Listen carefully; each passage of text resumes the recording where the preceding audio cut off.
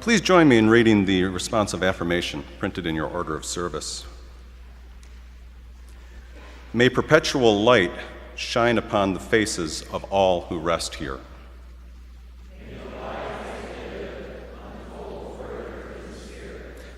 May the remembering earth mind every memory they brought.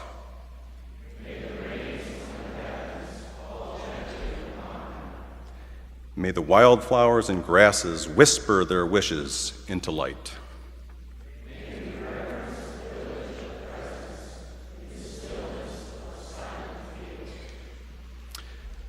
Welcome to Fountain Street Church, a liberal religious community in downtown Grand Rapids, Michigan, where we've been growing in our understanding of the Spirit for 145 years. I'm Jim Anderson. I'm still shaking from that first hymn. I'm outgoing treasurer of the church and a member of the oversight committee of the governing board. Well, from my perspective, I'm looking at my lovely wife as I say this is the only place that she and I would attend and raise our daughter in. My daughter is currently 10 years old. She started in the nursery and has gotten all the way to 10 years, and I'm looking forward to those tween and teen years because Fountain Club and Tower Club, or vice versa, Tower Club and Fountain Club, are such a strong influence on young folks and really enhance the parenting experience as well. So we'll try to survive those years. Secondly, I just want to note, Lisa and I were married in Christ Community Church in Spring Lake, a church that unbelievably now no longer exists. So don't let this church go.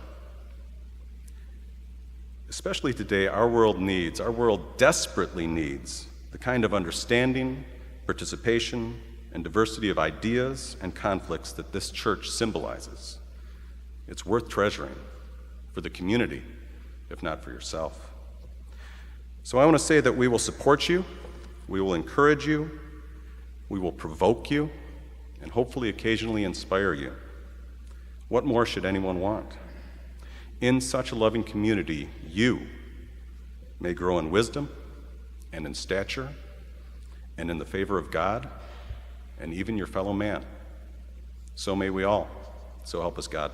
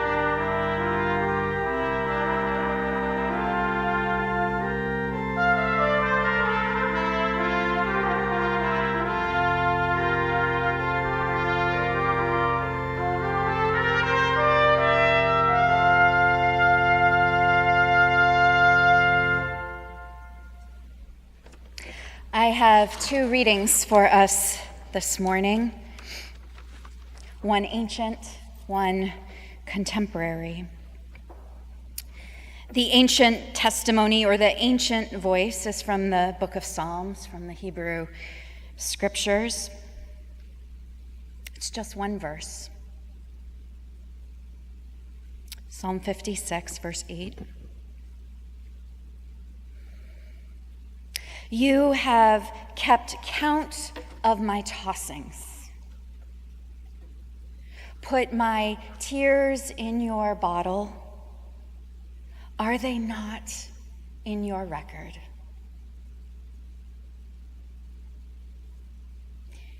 You have kept count of my tossings. Put my tears in your bottle. Are they not in your record?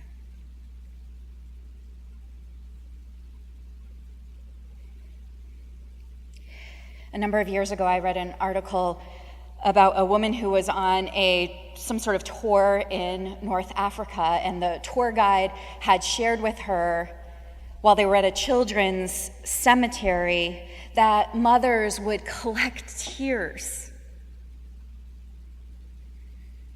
and embed them in tombstones.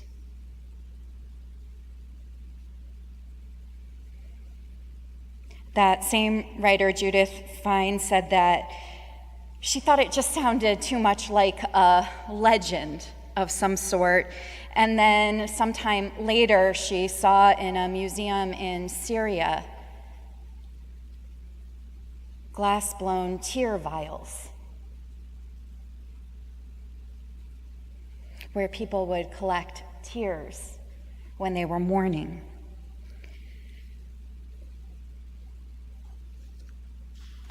You have kept count of my tossings, put my tears in your bottle.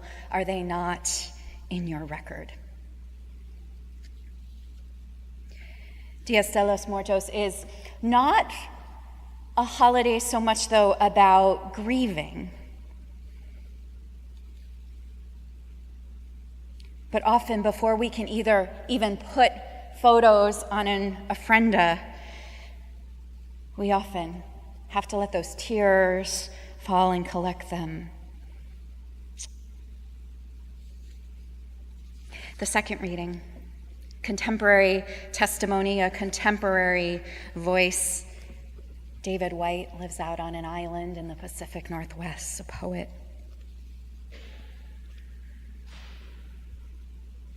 His thoughts on the word haunted.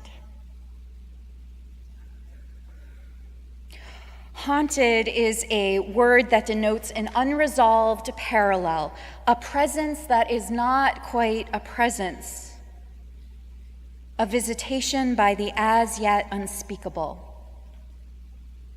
It is also emblematic of the longing for incarnation, of an unbearable substrate of wanting, of not finding a home in this world or in the next.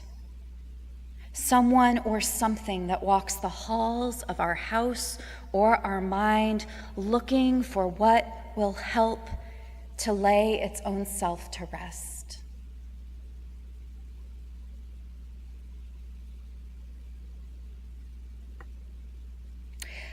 Like the spirits and half-beings that we imitate at Halloween, we roam the streets as if looking for an abode on this earth we are unable to locate, demanding tribute from those who dwell within.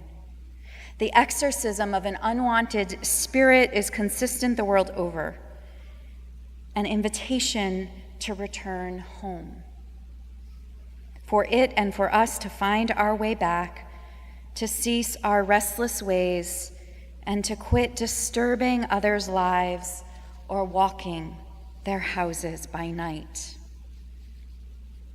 He continues, a fear of ghosts or a fear of our own haunted mind is the measure of our absence in the world.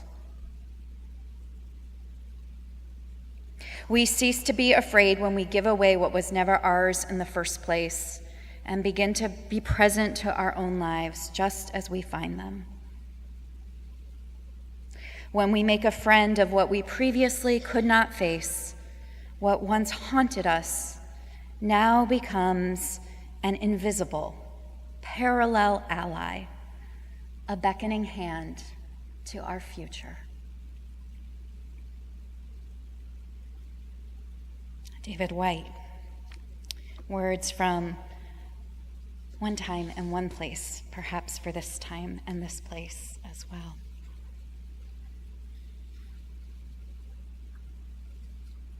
And so, may the words of my mouth and the meditations of our hearts be acceptable to you, O God, my rock and my redeemer.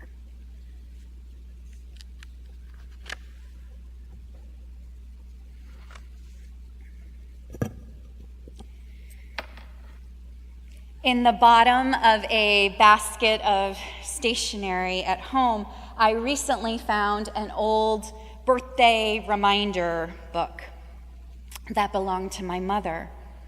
It is a plastic spiral-bound paper book with just those words, the birthday reminder book, printed in a lovely script font. There is a page for each month and a pocket to keep cards, snail mail cards, for those months' birthdays. On the front of each pocket is a blank line next to each day of the month, 1 to 28 to 30 to 31. Now, despite it being clearly titled a birthday reminder book, my mother also added anniversary dates of weddings and the dates of deaths. She would often add middle names and the year as well. As I opened it a few weeks ago, a collection of papers fell out. I hadn't seen it in a long time, but it looked familiar, as it was a document I must have typed up in my teen years, as I recognized names of classmates and childhood friends. And it was on paper that looked like it was from one of those old dot matrix printers, where you scroll through, the paper had the holes on the edges and you tear it off. It's amazing that that's old now. As I turned the pages, I was grateful to have this record, and especially to see the words handwritten in my mother's penmanship, as my mother died nearly 25 years ago after a long battle with cancer that spanned a handful of years of my childhood.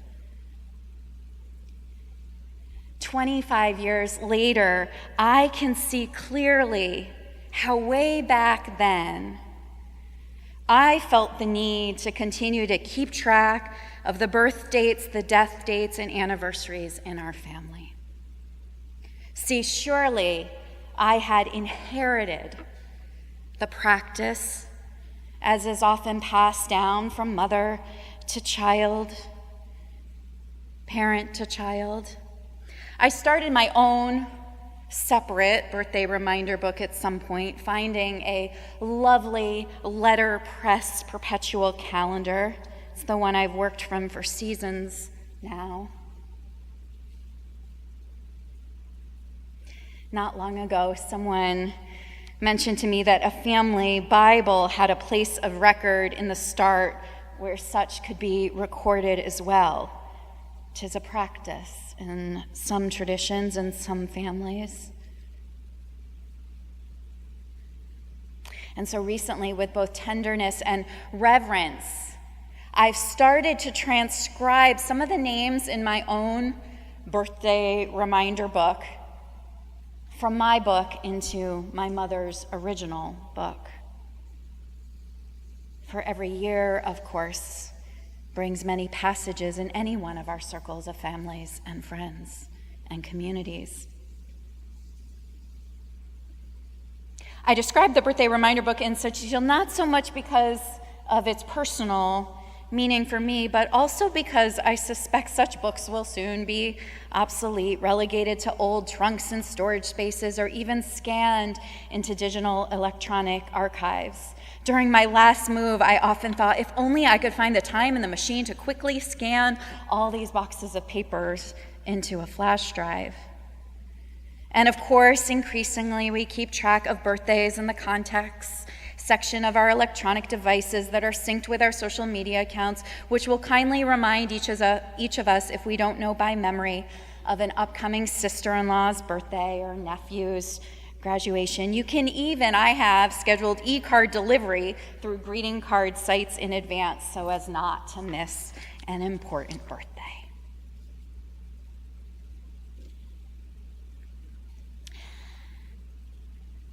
Not only, right, are there birthday reminder books and perpetual calendars of life events, but also, of course, record keeping on the other end of our lifespans, if we're so lucky to live the entirety of one.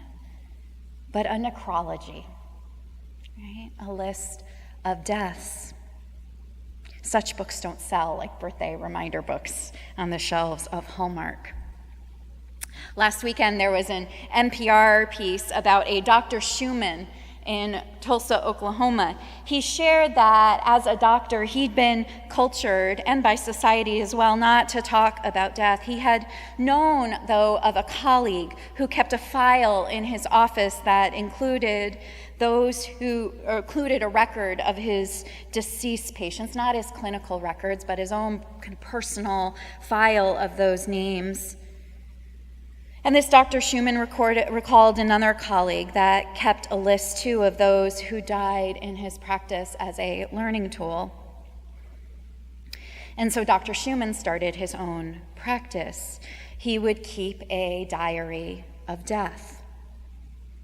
And so a few times every year, he sits down to record them in a diary, his necrology. He started by keeping the names in a notebook and then moved them to a computer file.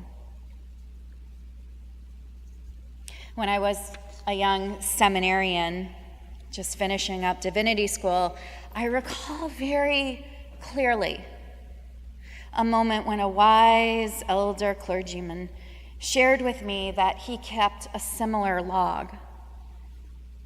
He said it was a small black notebook where he had tracked baptisms and weddings and funerals over a 40 plus year career.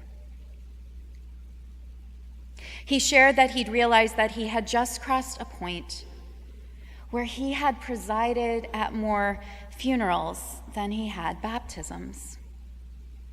When he said this, I remember his voice was sad, and his gaze was so forlorn. He expressed that he was unsure if the balance worked out like that simply because he was nearing retirement, or if it was also some indication of the changing times in the church. I suspect a combination of both, as mainline churches continue to wonder if their names and buildings will end up on a necrology.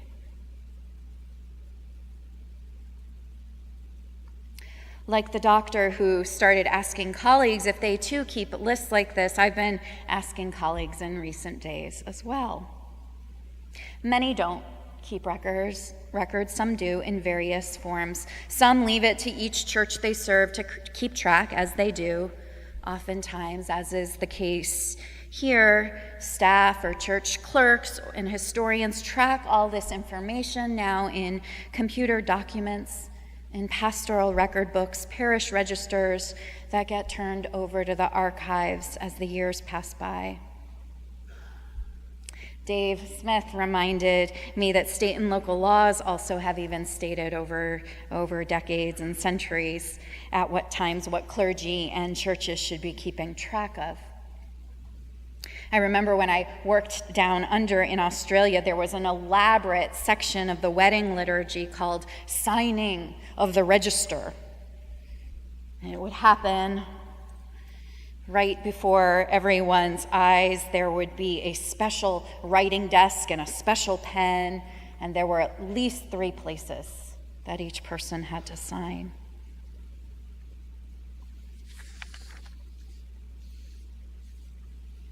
I heard recently of a chaplain, a hospice chaplain, who decided to keep what he calls his book of life. Not the kind of book of life like that's in some heavenly place that some people get in and some don't, dependent on some judgment rendered or entrance exam. No, not one of those, but rather entries with the obituaries of the patients he has helped care for.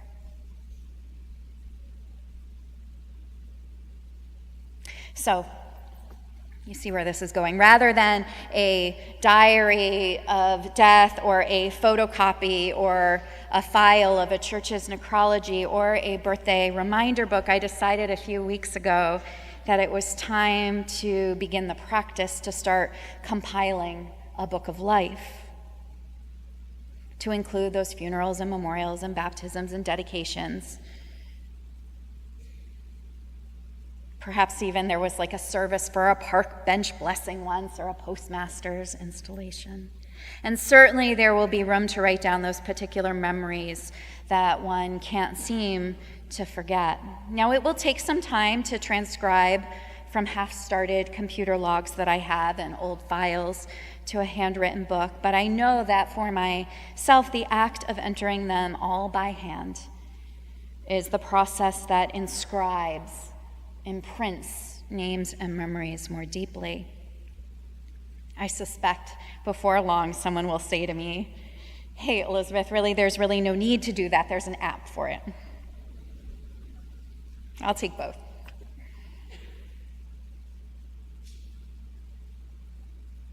How do we count our days? How do we record such passages in our lives? How do we do it individually? And then how do we do it collectively? Here at Fountain Street on Memorial Day, a formal necrology is read. Some churches read those necrologies today, in honor of All Saints' Day.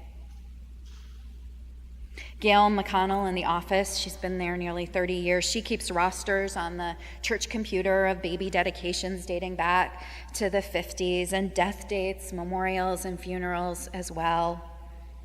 Births and deaths are often listed in the Chimes newsletter. In the tower room, beside the narthex, names were carved, etched in memory in those walls of those who served, those who died, and those whose names we seek to know beyond one generation. Some names of which I've heard spoken aloud in memory even just this week.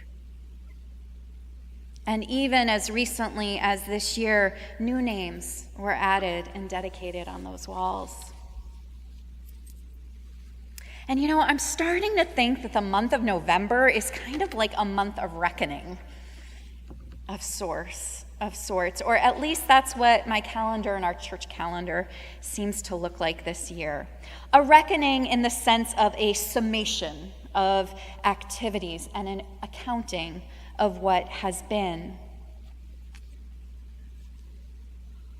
Of course, in our civic lives, as Dave mentioned, votes will be counted on Tuesday.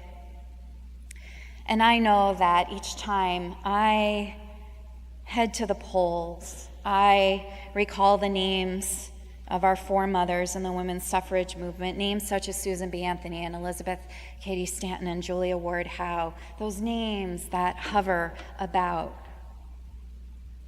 women who worked for decades, not just years, to grant, guarantee, and protect my right to vote. And then veterans, their names will be remembered on the 11th.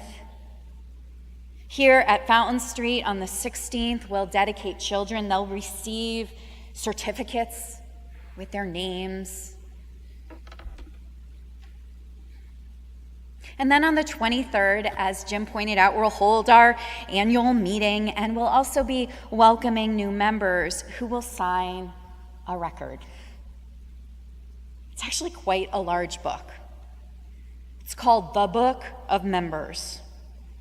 It's like this big, like 2 feet by 3 feet, and then when you open it wider, it's even longer. I suspect it was probably a deep red originally, but yet it is faded but inscribed in front the book of members, and open it up, and names are added before the formal recognition during the service under the watchful eye of a governing board member.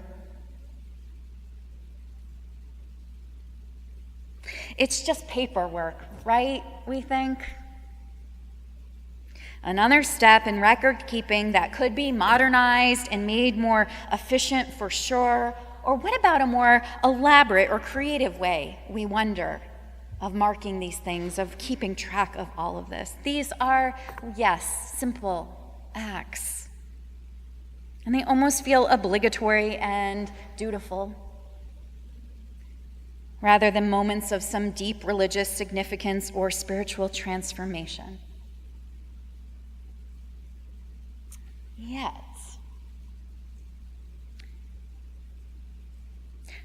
a woman named Gertrude Nelson wrote that ceremony makes the ordinary extraordinary. And there is something ceremonial in writing a name in a book, in signing a membership book, engraving a name in a wall, receiving a certificate at a dedication. These acts, these simple practices, these rituals do make, I believe, the ordinary extraordinary. It is how we hallow our days, how we make holy our days and our lives. Halloween, Halloween, All Saints' Day, Dias de los Muertos, are all traditions that seek to bring death into our daily lives more consciously and to hallow the dead, not so much in glorification of death, but consecrating it as a part of life, not separate from it.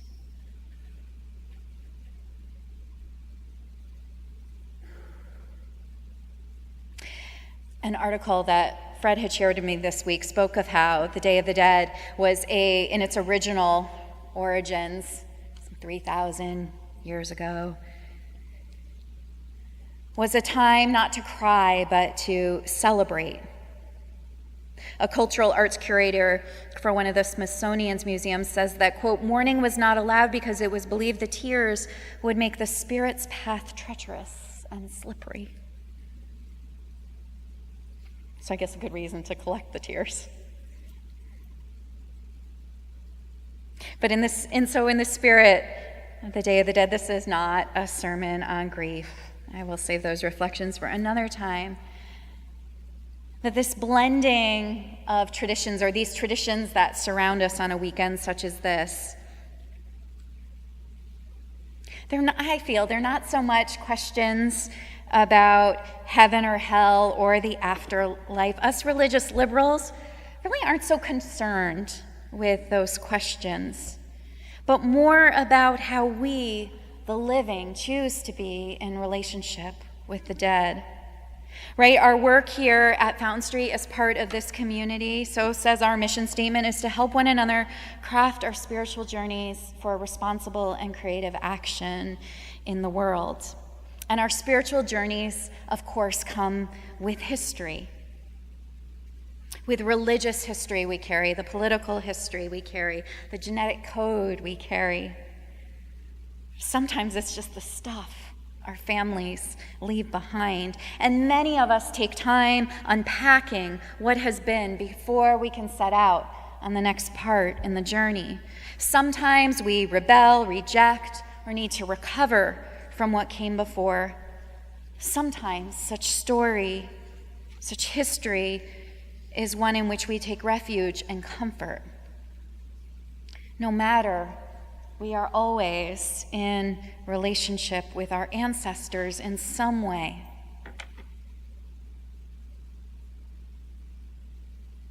We can choose to be haunted by the past, to inherit and to be weighed down. We can choose to be healed by it, honored to encounter it, humbled to safekeep it, and perhaps to, right? Don't we hope that our names will be hallowed in the same way that we hallow the names of those who have come before?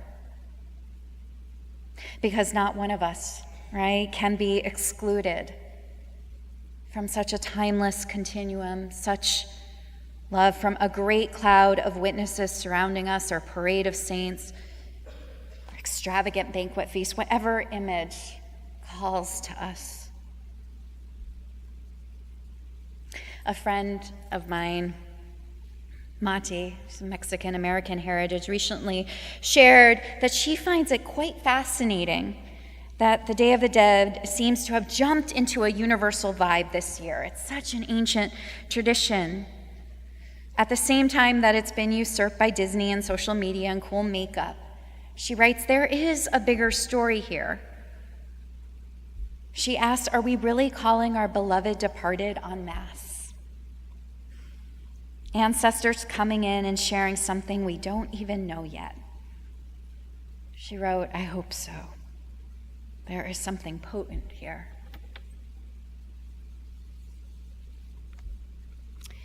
There is an old cemetery in a small town. Sounds like the beginning of a horror story.